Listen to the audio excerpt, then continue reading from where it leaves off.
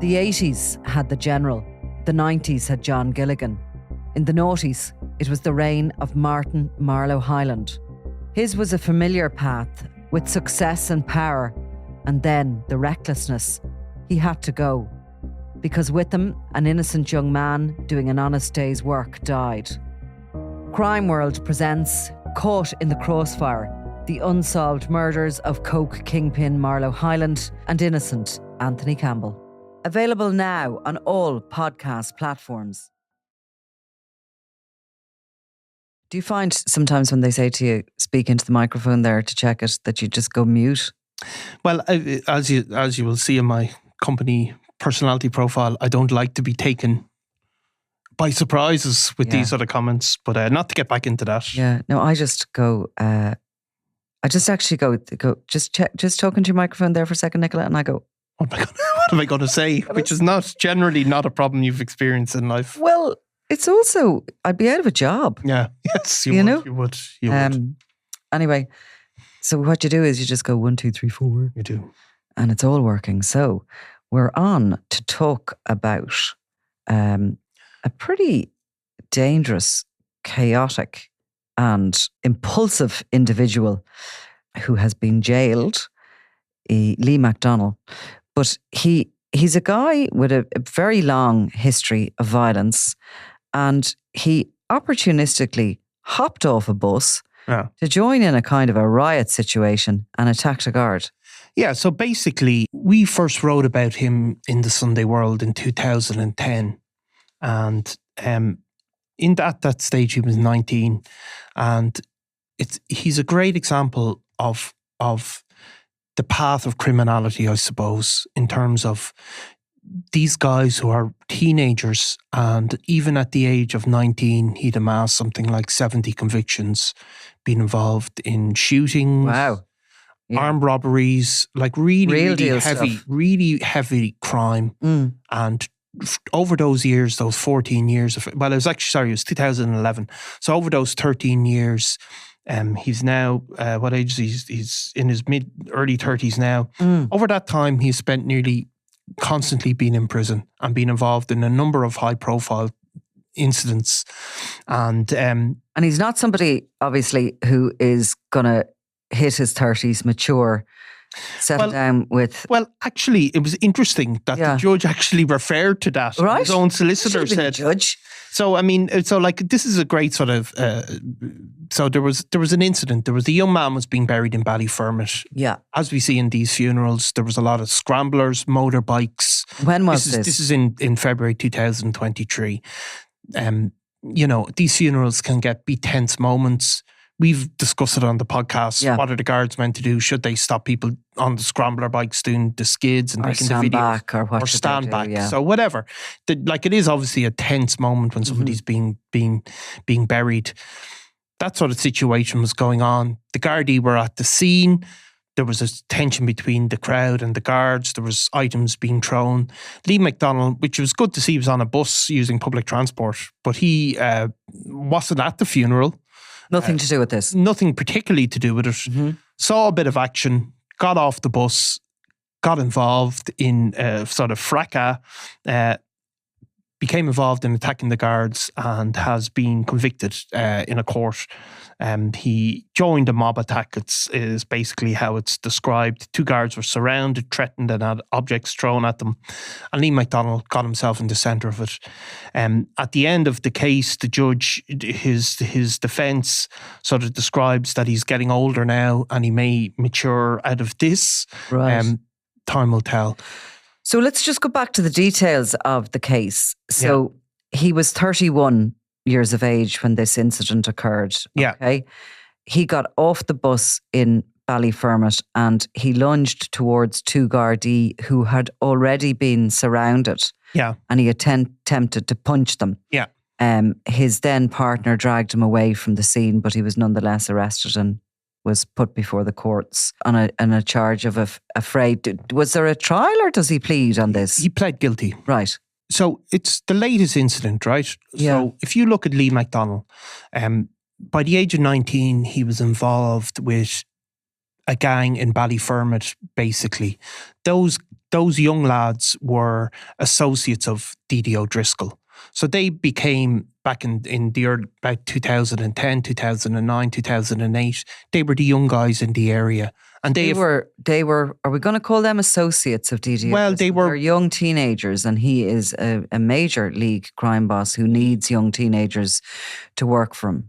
He needs young teenagers to work for him. They're his soldiers, shall we say. They're his foot soldiers, but they're also out of control soldiers. And even at that age, what happens is, at the age of 19, 20, there's a guy called Stephen O'Halloran is shot dead in Talla in 2009. He was living in Kilmartin Drive in Talla, and he is shot dead. And that he is an associate of Lee McDonnell's. Right.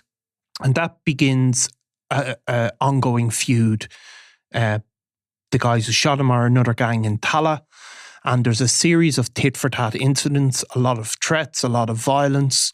Ultimately, one of McDonnell's close associates, a guy called Keith Hall, he fires a shot at a guy in a car. He misses the guy, but he hits a young woman called Melanie McCarthy McNamara. Yeah. So Melanie McCarthy McNamara, people might remember, she was sitting in a car with a man that was known to her in 2012. Only 16. She was only 16. There'd been obviously one man murdered already. Yeah. There'd been reprisals, there'd been attacks. And in response to this ongoing wave of violence, Keith Hall fires a shot at this car and it hits Melanie McCarthy McNamara, a totally innocent young girl who loses her life. Keith Hall would ultimately plead not guilty to murder, but be convicted of manslaughter, which he pled guilty to, and he received a very lengthy sentence. I think he received 20 years originally, but that was cut to 17 and a half years in jail.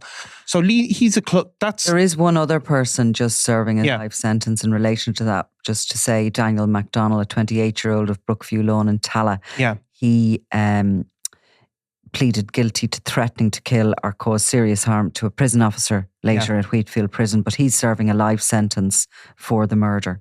So this is we can say Lee McDonnell was he was not an associate of D.D. O'Driscoll, but he was part of a really, really violent street gang.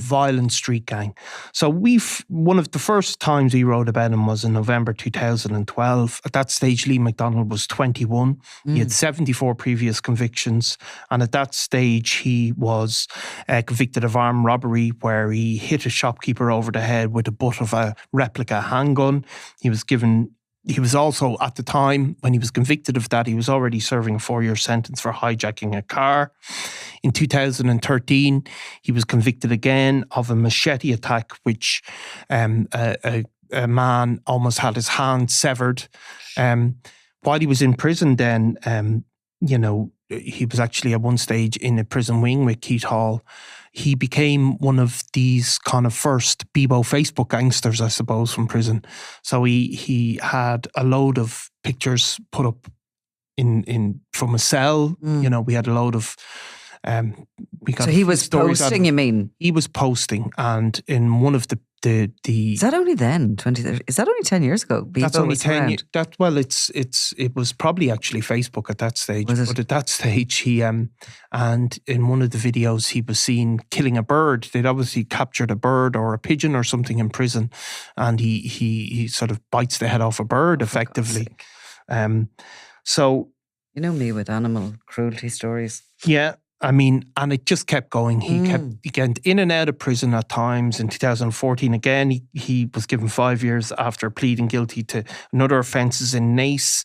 But then, I suppose, one of the other famous incidents, so he was constantly in and out of court, obviously, because, I mean, I think ultimately at this stage, in the most recent case I heard, he had 133 convictions. So he was obviously getting bail and getting out, and when he was out, he was just committing crimes again and again. And on one of these occasions, when he's being brought from, he called himself Mac 10, of course, on all of his Facebook profiles. So he was obviously a dangerous prisoner. He'd spent time in Mountjoy, but he'd been moved around. As we've spoken about before, he's one of these guys who's constantly moved from prison to prison because once they settle, they tend to cause problems. And he moved to Portlaoise at one stage. There was a load of cells raided because of these pictures gone up on Facebook, which again became a bit of a political issue. However, despite all of that, and the fact he was a well-known risk, he was being brought to court one day in a prison van, and I can't remember the exact circumstances, or I don't know if it was ever fully clear, but it seems the prison van stopped outside a chipper in Inchicore. I don't know if you remember this, do you? No. Is it just the traffic is heavy? No, well, somebody stopped. I think it stopped. A bag of chips? Well, maybe somebody wanted a bag of chips. Somehow the prison van stopped, and he somehow managed to jump out of the back of the prison van with his handcuffs and run off down the road. And he escaped for a while, for a decent amount of time. I think he went over the border, committed a series of crimes up in the north before he was eventually caught and brought back to prison. And that again was a huge scandal at the time, because he was literally, whatever way you look at it, at this stage, he was well known to be one of the most dangerous people in or out of the prison service. Do we have any idea, like, is he still a foot soldier, or is he too chaotic to actually run anything or to rise up ranks? Is he a useful, chaotic, violent, obviously somebody who's not afraid to use weapons or to hold weapons? Is he? Yeah, I mean, we have loads of pictures of him with the knives and all of that. Like, so he's a sort of, I suppose, an enforcer type. Well, I think he was an enforcer. I'm not sure that he particularly is at this point in his career. I think these guys have a kind of a window of opportunity, those kind of really dangerous young men, where they can be directed at a certain point. But I think if you see a lot of those, like, it's a really interesting, thing in criminology, actually, that those guys, those really, really dangerous, volatile criminals start to run out of steam in their 30s. Do you ever see this? Oh, statistics? absolutely. Yeah. So, you have other people that maybe have that kind of antisocial personality that will go commit crime for the rest of their lives, the Christy Kinahan senior types. They become more and more organised the longer they're... More organised, more focused on money, more focused on success. But those kind of wild, chaotic, dangerous, aggressive people, they kind of run out of steam in their mid-30s. I mean, it's as factual as you can possibly get. Yeah. By the time they get to 27, they start slowing down. Now, they still get caught with the odd thing. Or they get caught doing something, I mean, if they end up in prison. There's 133 previous convictions there, and some of them are major, like, machetes and all the rest of it. They get caught, don't they? Like doing something because they're not serious that gets them put away for a really long period of time. Has there been sentencing on this yet? There has been sentencing. He got 2.5 years. Got 2.5 years, which is, on a charge of affray. Yeah, which, I mean, it's probably a reasonable charge for that charge. Yeah, a relatively. Before people start attacking us, by the way, that a charge of affray is not a high-level serious charge. That's the charge the Director of Public Prosecutions advised to go for in this case. And the fact of the matter is that is a charge that is at a lower scale of criminality than others. Yeah. I mean, like, if a person with no convictions came before a court on that, they may hope to get a suspended sentence. They would, like, I mean, they really would. So, but I mean, it's the fact that he has, so his guilty plea has gone in his favour. His early guilty plea as well. His history obviously has gone against him. Yeah. And that's where the 2.5 years basically has come from, because it's a mathematical kind of conundrum for a judge. They have to take on board certain things in mitigation, and also they have to come to a conclusion of a sentence that isn't going to probably be overturned on appeal. Yeah, and also they'll mostly they try and hit the right note in sentences, these judges. Yeah, I mean, but it is an interesting case, because you can see a trajectory of somebody that, is really going to struggle to stay out of jail if he continues to commit crime.